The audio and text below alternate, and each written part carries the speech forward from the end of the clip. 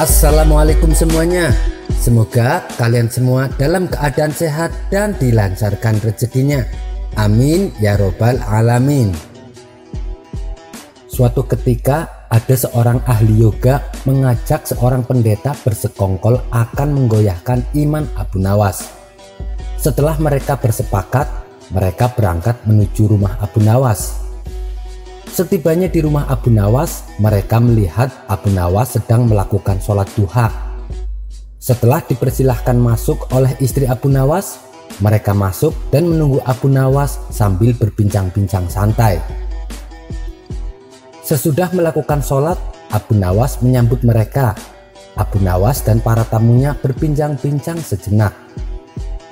Kedatangan kami ke sini sebenarnya ingin mengajak engkau melakukan pengembaraan suci.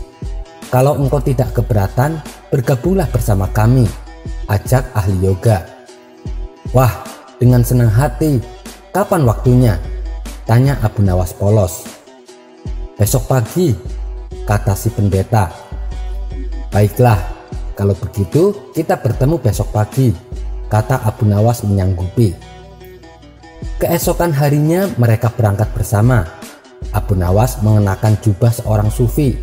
Ahli yoga dan pendeta memakai seragam keagamaan mereka masing-masing.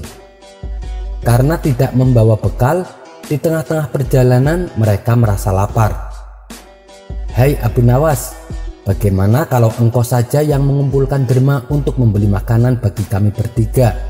Karena kami akan mengadakan kebaktian, kata si pendeta. Tanpa banyak bicara, Abu Nawas berangkat mencari dan mengumpulkan derma dari satu desa ke desa lain.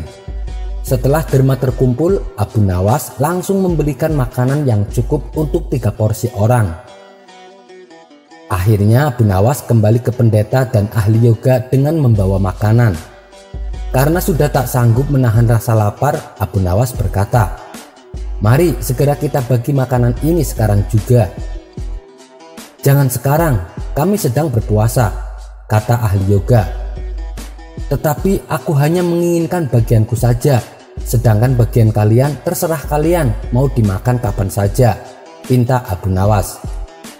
"Aku tidak setuju, kita harus selalu bersama dalam berbuat apapun," kata si pendeta. "Betul, aku pun tidak setuju, karena waktu makanku besok pagi, bukan sekarang. Besok pagi aku baru akan berbuka," kata ahli yoga. "Bukankah aku yang engkau suruh untuk mencari derma dan derma itu sekarang telah kutukar dengan makanan ini? Sekarang kalian tidak mengizinkan aku mengambil bagianku sendiri, itu tidak masuk akal," kata Abu Nawas mulai merasa jengkel. Saat pendeta dan ahli yoga tetap bersikeras tidak mengizinkan Abu Nawas mengambil bagiannya, kali ini Abu Nawas benar-benar merasa jengkel dan marah. Akan tetapi Abu Nawas tidak memperlihatkan sedikit pun kejengkelan dan kemarahannya. "Bagaimana kalau kita mengadakan perjanjian saja?" kata pendeta kepada Abu Nawas. "Perjanjian apa?" tanya Abu Nawas. "Kita adakan lomba. Siapa di antara kita bermimpi paling indah, maka ia akan mendapatkan bagian yang terbanyak.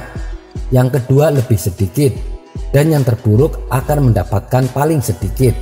Pendeta itu menjelaskan kepada Abu Nawas. Abu Nawas setuju, ia tidak memberikan komentar apa-apa.